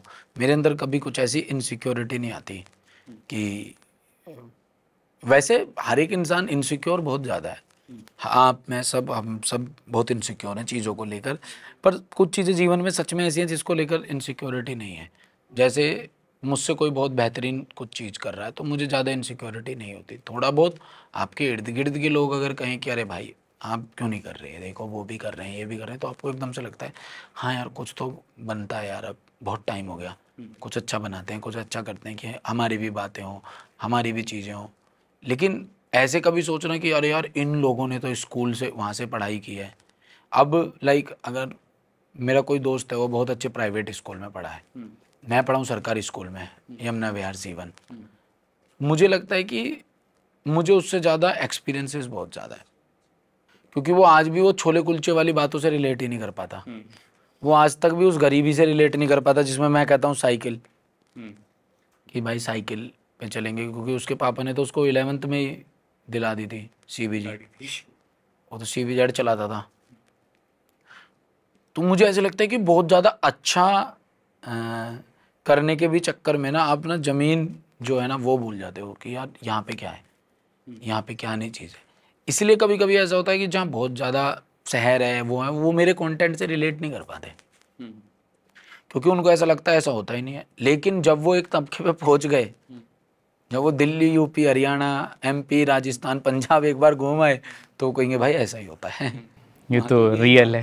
हाँ, वहाँ तो यही माहौल है भाई, ऐसे ही होता है। तो वही चीज़ है कि अगर किसी ने कहीं से सीखा है तो ज़रूरी नहीं कि उसने बहुत कुछ शानदार सीख लिया हो, या मैंने कहीं से कुछ नहीं सीखा है तो इसका मतलब मैं बेकार हूँ। और इनसिक्योरिटी जैसी तो कभी मतलब आती नहीं है चीज़ इतनी जल्दी ना, कि यार अरे यार इसने कहीं से सीखा। हाँ देखो, हर चीज़ ना वो लगती है आपको, जैसे कैमरा का काम है तो मुझे कभी कैमरामैन को देखकर हमेशा लगता है कि यार बड़ा डिफ़िकल्ट काम है यार। एक बंदा, ये तो चलो ट्राइपॉड लगे हुए हैं, कैमरा एक जगह टिका हुआ है, लेकिन जब सीन लेते हैं बंदा आगे जा रहा है, पीछे जा रहा है, फोकस कर रहा है एक बंदा, वो मुझे ऐसे लगता है यार ये कैसे कितना डिफिकल्ट काम है। मैं कोई टेक दे देता हूँ, वो कैमरामैन मुझे आके कह देता भाई आपने ऐसे एक्ट कैसे कर लिया। मैं कहता हूँ यार सब एक दूसरे से बस यही पूछ रहे हैं, तूने ये कैसे कर लिया, मैंने ये कैसे किया। तो वही है, सबको दूसरे की चीज़ बड़ी अच्छी लग रही होती है कि यार ये कैसे है, ये कैसे, मैं भी इसको करूँ, लेकिन उसको पता नहीं होता उसकी खुद की थाली में बड़ा शानदार पड़ा हुआ है। तो मैं तो प्राउडली लेता हूँ कि भाई मैंने कहीं से कुछ सीखा नहीं है, लेकिन फिर भी हम कर रहे हैं। लेकिन अगर कभी कुछ सीखना पड़ा तो उससे भी पीछे नहीं जाएंगे। अगर कभी ऐसा लगा कि भाई इस चीज़ के लिए तो जैसे SSC की, मैंने जब मैं SSC की तैयारी कर रहा था तो SSC की मैं पढ़ाई करता था उस टाइम पे कि क्या होता है, कि मैं कब अगर ब्लैक बोर्ड पर कोई सवाल समझाऊं तो मुझे उसके लिए ना हाथ में बुक ना लेनी पड़े, मैं एकदम से वो पढ़ा दूँ। तो छोटे छोटे जैसे फॉर्मूले होते थे कि स्क्वायर कैसे निकालना है, क्यूब कैसे निकालना है, तो वो मैं सारे के सारे मैंने सीखे। जैसे कि एक तैयारी में एक जगह आता है कि A से लेकर Z तक जितनी भी ABCD है वो कितने नंबर पे आती है। जैसे कि आप कोई ABCD बोलो, D 4 पे, K 11 पे आता है, K 11 पे आता है। तो ऐसे जैसे ये पूरे का पूरा याद रहता है अच्छे तरीके से, S 19 पे है, और फिर उल्टा भी याद, फिर उल्टे भी इस तरीके से।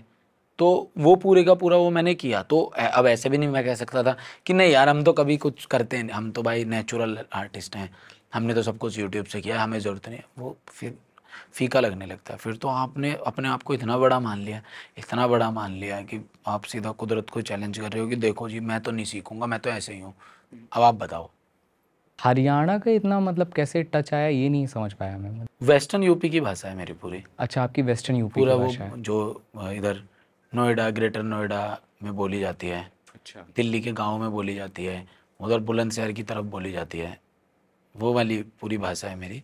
लेकिन लोगों का प्यार इतना रहा, मुझे हरियाणा से जोड़ा, मुझे तो बड़ी खुशी मिलती है कि हरियाणा जैसी धरती से मेरा नाम जोड़ा जाता है मेरे, क्योंकि परदादा उधर से ही निकल के आए थे। सबसे ज़्यादा ऑडियंस कहाँ की है आपकी वैसे? दिल्ली में बहुत देखते हैं। अच्छा, सबसे ज़्यादा दिल्ली। दिल्ली में देखा जाता है मुझे। दूसरे नंबर पे मुझे देखा जाता है जयपुर। हाँ। तीसरे नंबर पे गुड़गांव। यूपी और हरियाणा एक साथ में आता है। अच्छा।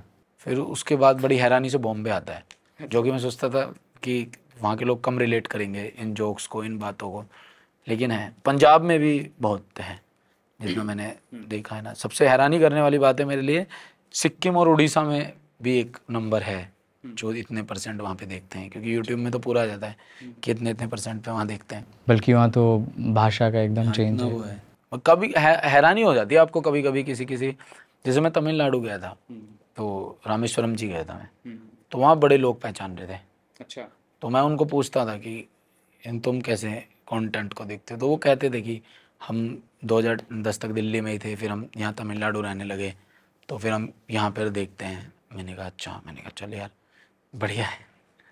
जो भी जर्नी रही आपकी, इसमें कोई ऐसा एक्सपीरियंस रहा हो जो किसी ने आकर के कोई प्रशंसक आपका जो आपका नोन ना हो, उसने आकर के कोई ऐसी बात, कोई ऐसा वाकया रहा हो जो आपके लिए एकदम ऐसा हो जिस जो आपको अभी तक याद हो, कुछ इस हर तरीके एक का? प्रशंसक का भी रहा है और सेलिब्रिटीज़ का भी रहा है। सेलिब्रिटीज़ में अक्षय सर का एक वाकया मुझे बड़े अच्छे से याद है, और प्रशंसकों के तो बहुत ज़्यादा होते रहते हैं दिन पर दिन, मतलब कुछ बहुत ज़्यादा उसमें होते रहते हैं। जैसे मेरा एक दोस्त था, तो वो डीओपी है।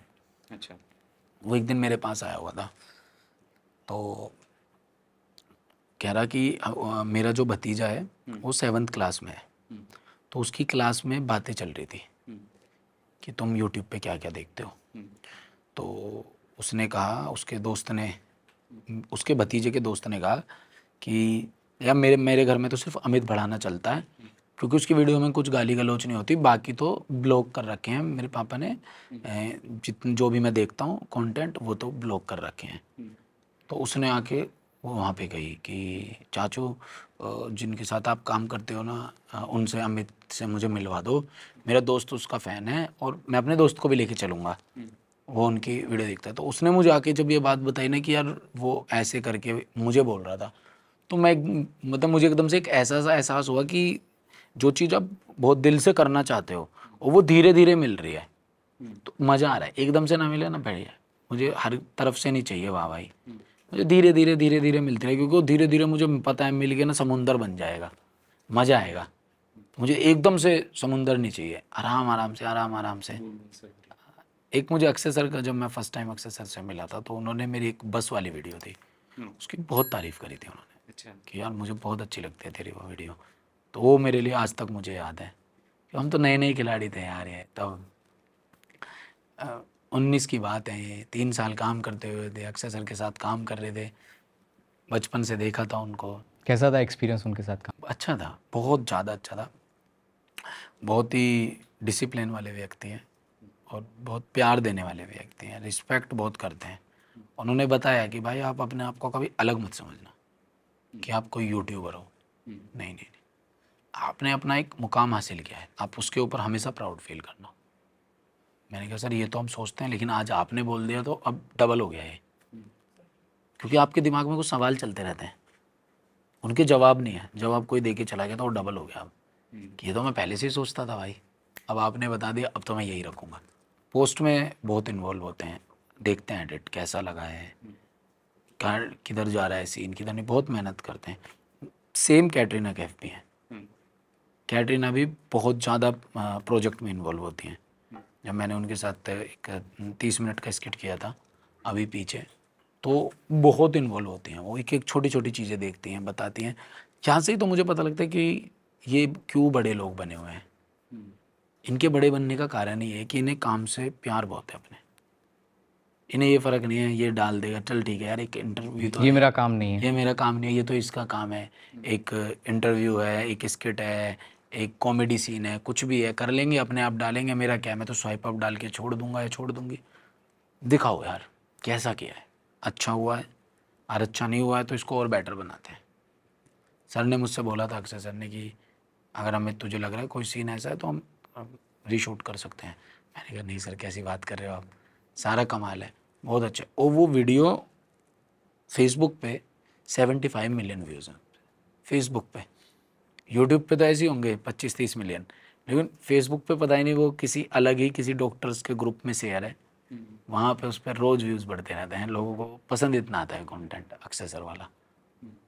क्योंकि मुझे भी बड़ी फ़नी वे में देखा था लोगों ने, यार अक्षय सर और मैं साथ में आ गए, पहली बार आ गए, तो लोगों ने बड़ी प्रशंसा की थी।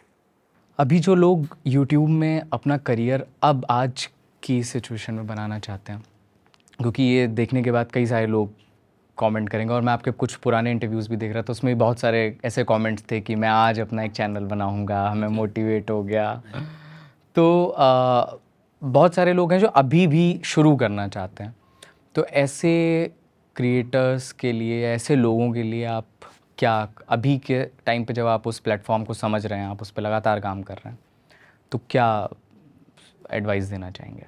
एडवाइस के दो पैमाने हो सकते हैं। पहला पैमाना ये हो सकता है कि अगर आप शुरू कर रहे हैं तो आप क्या किसी को देखकर शुरू कर रहे हैं और आपके अंदर उतनी क्षमता नहीं है, सिर्फ आप देखकर शुरू कर रहे हैं कि इसका हो गया, मेरा भी क्या पता हो जाए, या आप इसलिए कर रहे हैं कि यार ये मैं कर सकता हूँ, हिम्मत नहीं मिल रही थी, आज इस बंदे ने दे दी, अब नहीं छोड़ने वाला मैं।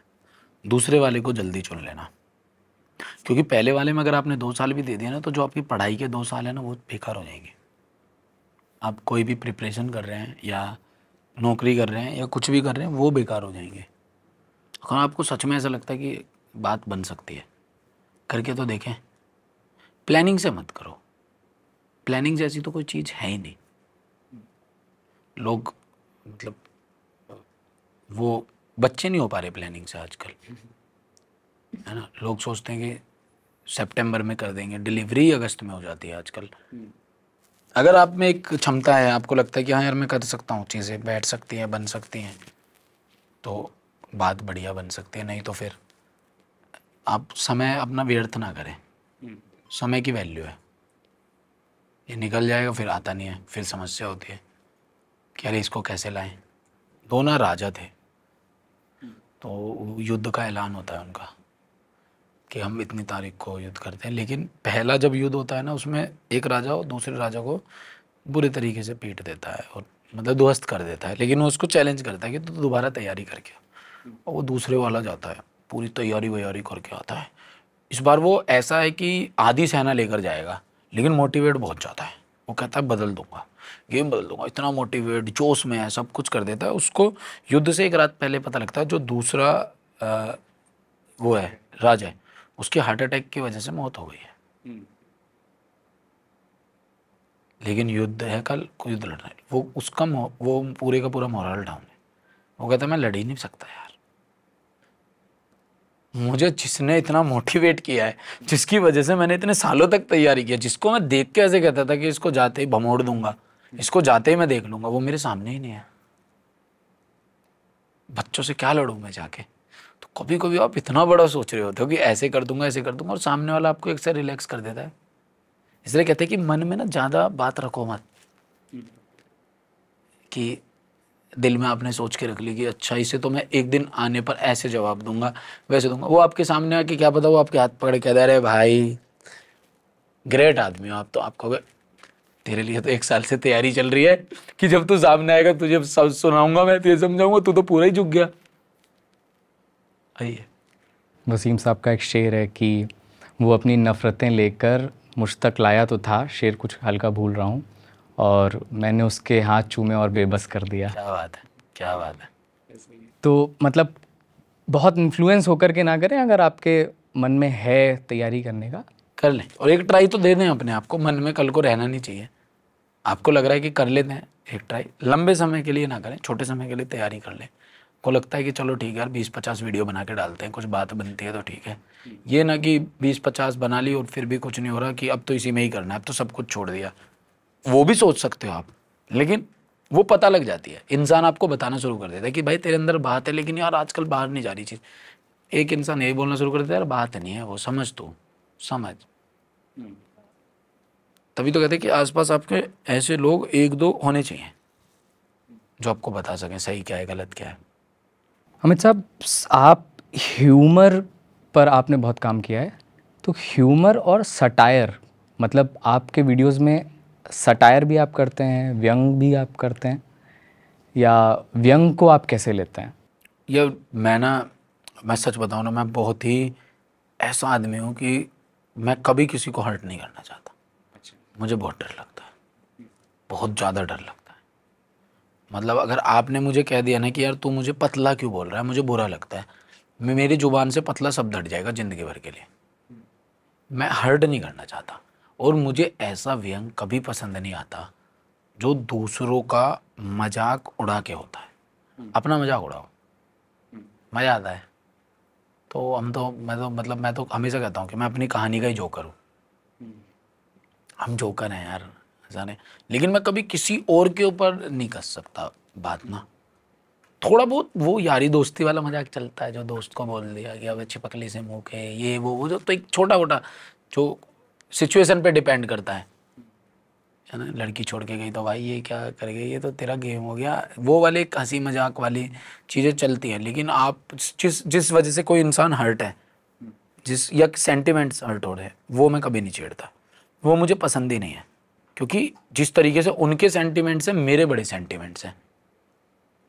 तो मैं कहता हूँ भाई मेरे भी मत छेड़ना, मैं आपके नहीं छेड़ूंगा, आप मेरे मत छेड़ना। हंसी मजाक एक डिफरेंट चीज़ है, बट मैं कभी भी कोई भी व्यंग सेंटिमेंट्स ऐसी चीज़ पर या जिससे इंसान कहे कि भाई ये नहीं, इसके अलावा सब कुछ ये नहीं, तो मैं नहीं करता। मैं ये नहीं कि उसने बोल दिया ये नहीं तो मैं कहूँगा अरे अब तो यही करेंगे, अब बेटे आओ आओ मज़े लेते हैं। नहीं, ठीक है भाई, अगर बंदा अनकंफर्टेबल है तो छोड़ दो।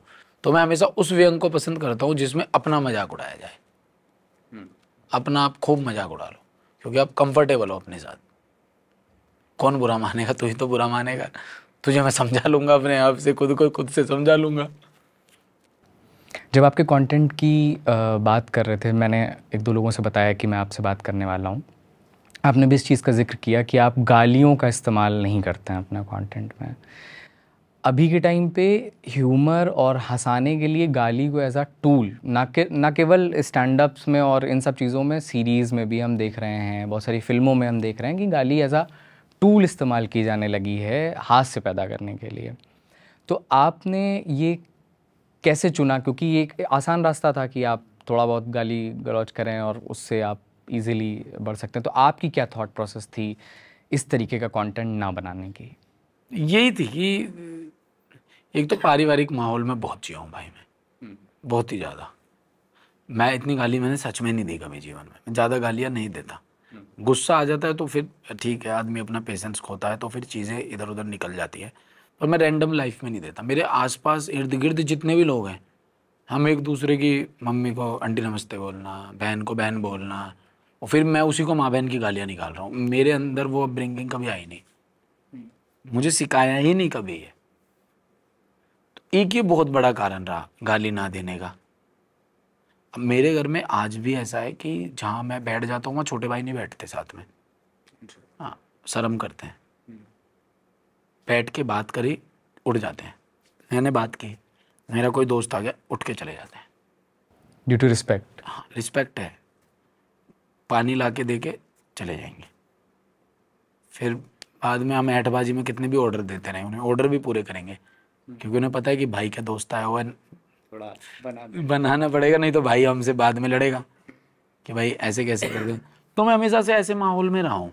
बचपन से हमारे घर में गाय और भैंस थी, तो मैं 4 सवा 4 बजे उठता था, गाय और भैंस की सेवा करनी, न्यार देना, भूस करना, सियानी गरी सारी की।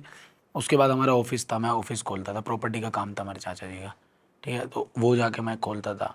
ये हमने भाई जीवन बिताया है। अब इस जीवन में फ्रस्ट्रेशन थी, गाली गलौच नहीं थी, फ्रस्ट्रेशन थी कि ये गरीबी कैसे दूर होगी, इस गरीबी को निकालना कैसे, अपने जीवन से कैसे निकल सकते। और दूसरे को गाली देके क्या ही हासिल कर लेते, या खुद भी गाली देके कुछ वो करके। बाकी जो देते भी हैं वो एक उनका जोन है, सबने अपने अपने जैसे डिफरेंट जीवन अपना व्यतीत किया है, वैसा है। मैं किसी चीज़ के खिलाफ नहीं हूँ कि ऐसा क्यों हो रहा है, क्योंकि मैंने रख के देख ली दिल में शिकायतें। भाई शिकायतों का जो बोझ है ना वो बस्ते से भी भारी होता है, तो भाई रखो मत, खाली करते जाओ। हाँ ठीक है भाई, तू अपनी जगह बहुत बढ़िया, हम अपनी जगह बहुत अच्छे, तेरे काम की रिस्पेक्ट है, हमारे काम, क्योंकि हसल तो सभी कर रहे हैं, मेहनत सभी कर रहे हैं। अब ऐसा है ही नहीं कि और कोई भी जो गाली दे रहे हैं वो हार्ड वर्क नहीं कर रहे अपने कंटेंट में, बनाने में, लिखने में। वो बस मेरा तरीका ऐसा है, मेरा तरीका थोड़ा कठिन है, वो तरीका थोड़ा आसान है, क्योंकि उसमें 15-16 साल के बच्चों को क्या है कि छोटी सी गाली दे दी हंस पड़ते हैं, है ना। लेकिन एक 23-24 सब, अब आपके उम्र के लड़के को हंसाना बड़ा मुश्किल है उन गालियों से। आप हंसोगे नहीं, आप कहोगे ये गाली तो भैया मैंने स्कूल में इतनी सुनी है कि मैं, मतलब अब जब हम स्कूल में थे तो जितनी भी हम कंटेंट में मैं गालियाँ देता हूँ, मतलब सुनता हूँ, देखता हूँ जितने भी, तो उसमें मैं हमेशा यही महसूस करता हूँ कि भाई ये तो हमारी क्लास में कापसेडा बॉर्डर नाम का लड़का था, वो कितनी देता था, कौशल कितनी देता था, ये तो सुनिए यार, हमने इतने सालों तक ये बातें ही तो सुनते आए हैं। अब तो जीवन चेंज हुआ होगा ना हमारा कुछ तो। गालियों पे ना मैंने बेस्ट चीज़ सुनी कि हमारे यहाँ पे ऑडिशंस हो रहे थे थिएटर के, तो वहाँ पर जो हमारे प्रोफेसर थे वो एक सिचुएशन दे रहे थे और सिचुएशन पे परफॉर्म करना था।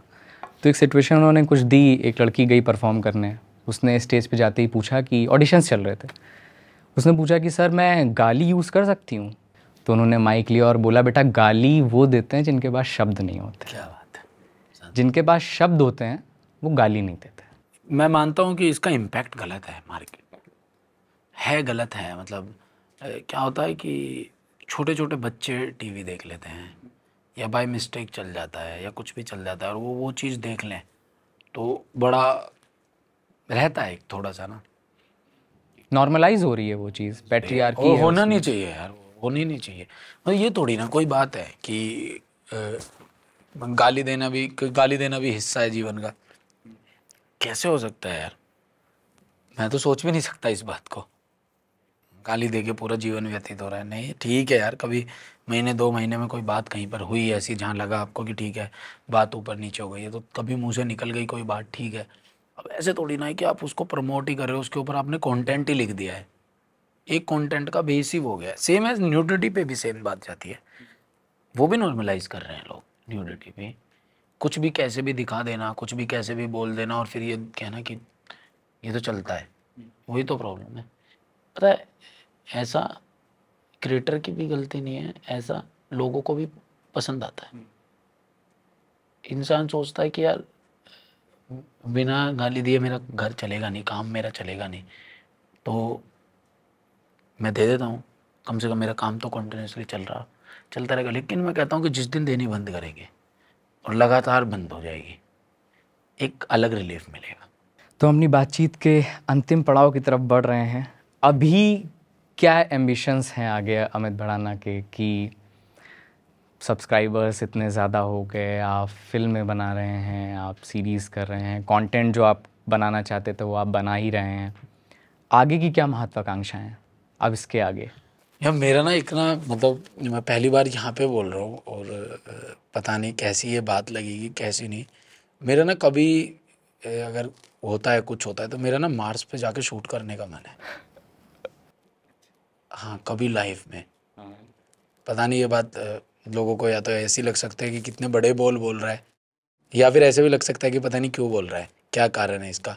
लेकिन मुझे एक बार ऊपर जाके यार शूट करना है। स्पेस वगैरह से लगाव है आपको? मतलब हाँ लगाव भी, और मैं उसकी वैसी वीडियो देखता रहता हूँ रैंडम की, ये क्या करते हैं क्या नहीं, क्या ये खाना कैसे खाते हैं, को वो करते हैं। मतलब क्योंकि मैं कॉमर्स का स्टूडेंट रहा हूँ, साइंस से मुझे मतलब उतनी नफरत रही है जितनी किसी एक लौंडे को अपनी एक्स से रहती है ना, कि भाई बस वो उससे बात नहीं करनी।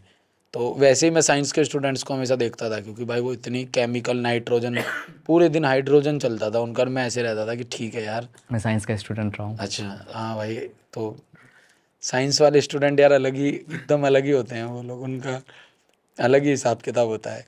तो कॉमर्स का स्टूडेंट रहा मैं, लेकिन मुझे धीरे धीरे ना थोड़ा स्पेस वगैरह में इंटरेस्ट सा आने लगा, हल्का हल्का देखते देखते ना, कि यार अभी चंद्रयान 3 की लैंडिंग के बाद? नहीं ये उससे पहले वो पर बड़ा खुश हुआ उस दिन में जब चंद्रयान 3 वाली चीज़ हुई ना, कि यार बढ़िया कर रहे हैं एकदम, सच में हम तो हमेशा से ही विदेश का इतना नाम सुनते थे ना, इतना नाम सुना है, इसरो का नाम सुनते तो बड़ा प्राउड सा महसूस होता है कि यार ठीक है। एक तो ना हमारे अंदर देशभक्ति इतनी भरी हुई है कि मेरे दादाजी आर्मी में थे, तो उसकी वजह से पूरी देशभक्ति भरी हुई है कि हमें छोटी छोटी बात देशभक्ति से जोड़ देता हूँ।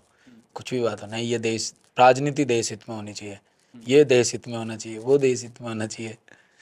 तो है वैसे पॉलिटिक्स वगैरह में दिलचस्पी है जाने वाने के लिए? हाँ, अगर मुझे बिल्कुल पूरा इंटरेस्ट है, लेकिन एक्टिव पॉलिटिक्स में आने का? हाँ, मतलब मुझे इससे मतलब ऑफर भी हुई है मुझे राजनीति से आने वाले साल के लिए भी हो रहा है, लेकिन अभी मैं नहीं जाना चाहता। अभी तो मैं पूरा समय यार कंटेंट बनाने में बिताने में, लेकिन मुझे पॉलिटिक्स से नफरत नहीं है। अच्छा। क्योंकि पॉलिटिक्स ही तो एक ऐसी चीज़ है जिससे आप सब कुछ बदल सकते हैं। आप अगर सोचते हैं कि आप एक घर बैठे बैठे ऐसे पॉडकास्ट करके सब कुछ बदल सकते हैं, नहीं बदला जाएगा भाई, कुछ भी नहीं बदल सकता। आपको तो लोग सुनेंगे भी 2 मिनट, चौथे मिनट में आपको ऐसे कहते हैं ठीक है भाई। हाँ, मतलब उस चेंज का एक हिस्सा हो सकता है। हिस्सा होने, लेकिन अगर आप उस चेंज का हिस्सा बनने गए हो तो उस विजन को जो लीड कर रहा है, आपका भी वही विजन में लीड होना चाहिए, वरना आप तो फिर पॉलिटिक्स में घुस के भी तो वैसे ही हो। तो हर पार्टी के लोग पसंद करते हैं या स्पेसिफिक पार्टीज के लोग पसंद करते हैं? मैं तो सभी से बात कर लेता हूँ, जो भी मुझे कह देता है ना बहुत अच्छी वीडियो है, मैं कह देता हूँ आप भी बहुत अच्छे हो। कैसा पॉलिटिशियन बोला है आपको? हाँ, मेरे बहुत पॉलिटिशियंस हैं, नाम नहीं लूँगा, लेकिन बहुत पॉलिटिशियंस हैं जो बहुत, कोई भी वीडियो, रैंडम वीडियो देखने पे या कुछ भी, या कभी कि आज हमारे घर में ये प्रोग्राम है आप कभी आना, तो मैं बिज़ी होने के कारण जा नहीं पाता या मिल नहीं पाता, पर बात में कर लेता हूँ, हालचाल में ले लेता हूँ, सभी के टच में भी मैं रह लेता हूँ। और ऐसा नहीं है कि राजनीतिक वे में टच में हूँ सबसे, मैं रिश्तों के बेस पे बहुत ज़्यादा टच में हूँ अभी। तो मैं तो करना चाहता हूँ, जब भी समय मिलेगा कभी करेंगे, देख सकते हैं। हाँ, मतलब देश हित के लिए होगी बस, वो राष्ट्र हित में जो सबसे बेस्ट वो करेंगे, जो हमारे देश के लोगों के लिए होगा, समाज में जो एकदम जागरूकता पैदा करेगा, हमारी आर्मी में हमारे ऑफिसर्स के लिए, वो वाली राजनीति करनी है। ये वाली राजनीति नहीं करनी कि इसको नीचे गिराना, उसको ऊपर उठाना, नहीं। काम करने वाली है, एक ही काम हो जाए ना यार, 10 रोडें नहीं बनी हुई ना, एक ही बन जाए ना, तो कम से कम थोड़ा याद तो रहेगा लोगों को कि एक रोड बन गई, चल तो लेंगे। लौंडे तो उस पर फिर से बाइक के घुमा घुमा के फिर से तोड़ देंगे उसे, फिर ठीक है फिर बना देंगे। आखिरी सवाल मेरा कि अभी के टाइम पे सबसे वैल्यूएबल पीस ऑफ एडवाइस जो आपको अभी तक की लाइफ में कोई मिला हो, जो आप हमारे व्यूअर्स से शेयर करना चाहिए? मुझे किसी ने दी हो? हाँ, सबसे वैल्यूएबल पीस ऑफ एडवाइस जो अभी तक आपको मिला हो। ऐसे तो कुछ बिल्कुल भी ऐसे बात नहीं होती कि ये एडवाइस मुझे किसी ने बिल्कुल एकदम एडवाइस वाले वे में दे दी, लेकिन मैं जब किसी से मिलता हूँ तो ऑब्जर्वेशन बहुत करता हूँ मैं कि क्या इसका है। तो मैंने ना बहुत सारे लोगों से, मैंने अपनी फैमिली के बड़े करीब हूँ, तो मैं बहुत लोगों के करीब गया तो मैंने जाना ये लोग भी है। पहले मुझे ऐसे लगता था कि ये कुछ ऐसा तो नहीं है कि मैं अभी भी फैमिली के करीब हूँ, तो ऐसा तो नहीं है कि भाई काम पे कम ध्यान दे रहा हूँ, या अभी भी सिर्फ, अब इतना बड़ा हो गया अभी भी परिवार करता रहता हूँ, अभी काम कब करूँगा, चीज़ें कब करूँगा, मैं अभी भी उन्हीं उसमें फंसा हुआ हूँ ऐसे। पर मैं जब बहुत सारे लोगों से मिला, मैंने देखा यार परिवार से जुड़े रहते हैं। तो मेरी एकदम एडवाइस ये है कि परिवार के साथ जरूर, और जब आप परेशान हो, डिप्रेस्ड हो, कुछ लाइफ में अच्छा नहीं हो रहा, जब सबसे ज़्यादा रहो,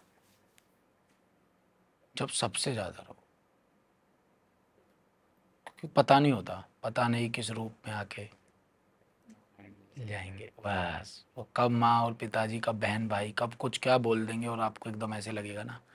तो मेरी एडवाइस जो मुझे हमेशा दूसरों से मुझे सीखने को मिली है, वो या सीखने को मिली है या देखने को मिली है, मैंने ऑब्जर्व करी है, वो यही करी है कि परिवार के करीब रहो, बहुत ज़रूरी है, परिवार बहुत ज़्यादा ज़रूरी है।